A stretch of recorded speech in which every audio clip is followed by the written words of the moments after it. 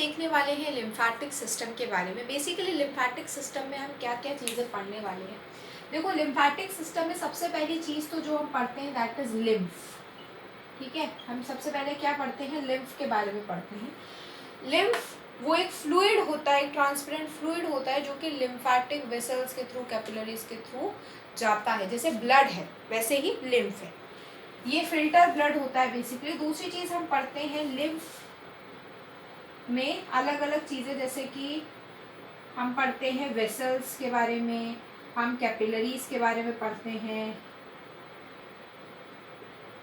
हम नोड्स के बारे में पढ़ते हैं, हम ऑर्गन्स के बारे में पढ़ते हैं। बेसिकली ऑर्गन के बारे में हम इतना डिटेल में 10th क्लास में नहीं पढ़ते हैं। अगर आप 11th में ऑप्ट करते हो बायो तो उसमें आपको ढंग से पढ़ाया जाता है। बाकी अभी हम देखते हैं क्या है इसमें। देखो, जो ब्लड कैपिलरीज होती हैं, ठीक है, ये आपकी ब्लड कैपिलरी है। ये क्या है, आपकी ब्लड कैपिलरीज। ये ब्लड कैपिलरीज में क्या होते हैं, छोटे छोटे से पोर्स होते हैं। इनसे क्या होता है, जो प्लाज्मा होता है वो बाहर निकलता है। ठीक है, ये क्या है, extra cellular space, extra cellular space, ECS, extra cellular space है। तो यहाँ पे ये जो प्लाज्मा आएगा इसको नाम क्या दोगे आप, इसको नाम दोगे extra cellular fluid, extra cellular fluid. ठीक है, इसको क्या नाम देंगे, एक्स्ट्रा सेलुलर फ्लूइड। उसके बाद ये जाएगा आपका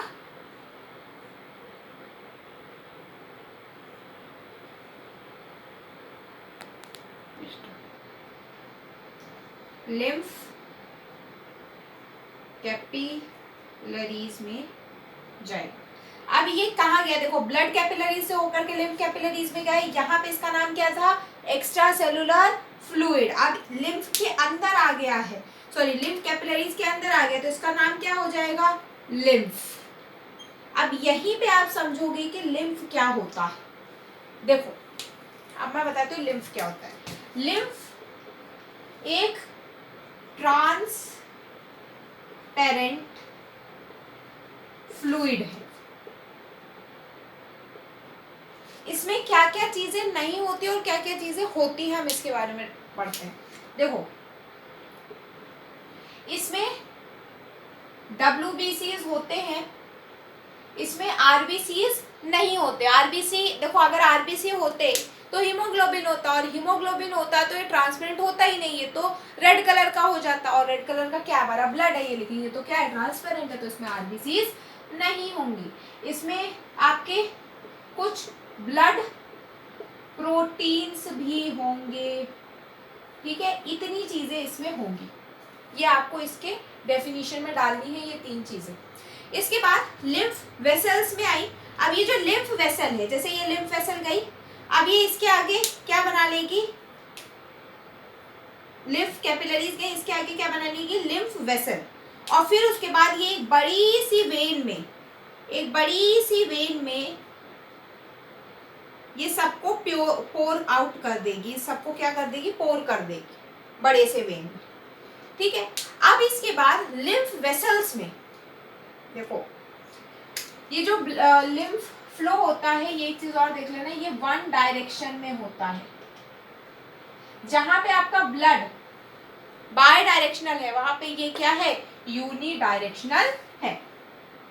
हमने वेसल्स देख लिया, हमने कैपिलरीज देख लिया, और हमने नोड्स भी देख लिया। इसके बाद अब हम ये नोड्स के बारे में पढ़ने वाले। नोड्स अभी हमने नहीं देखा है। देखो, कैपिलरीज